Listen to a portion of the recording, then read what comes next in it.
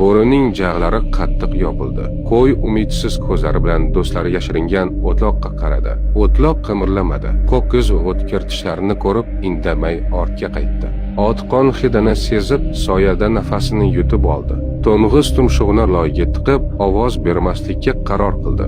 U endi o'ldi deganda yon tomondan qora bir soya bo'riga borib urildi. Bu git dedi, na ogohlantirmadi, na gaplashmadi. Tishlarini bo'rining burniga botirdi.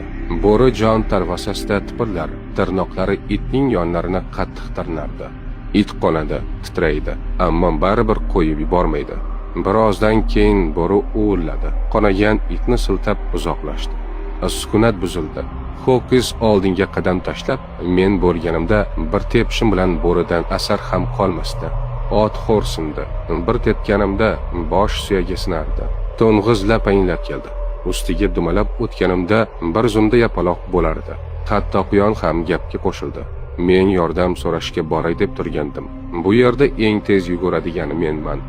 Keyin ular soatlab o'zaro qilmagan qahramonliklar haqida bahslashdi. Qo'yni qutqargan it esa bir tomonda o'ralib, yarilarini yalab jim yotardi. Qo'yni o'lim yoqasiga bo'ri emas, qarab turganlarini do'st deb bilgani olib bordi. Asl do'stlik qadahlar va kulgular ustida qurilmaydi. U hayot qil ustida turgan og'ir paytda sinaladi. Atrofingdagi olamlarni sarlashing shart emas, hayot o'zi sarlaydi. Bitta og'ir sinov kifoya. Kim qoladi, kim ketadi, hammasi bilinadi. Puling tugaganda yordam beradigan, yiqilganingda yoningda turadigan, og'ir paytda ham seni yolg'iz qoldirmaydigan odamlar. Qolganlari bosh irg'ab qo'yadigan tanishlar bundan ortiq emas.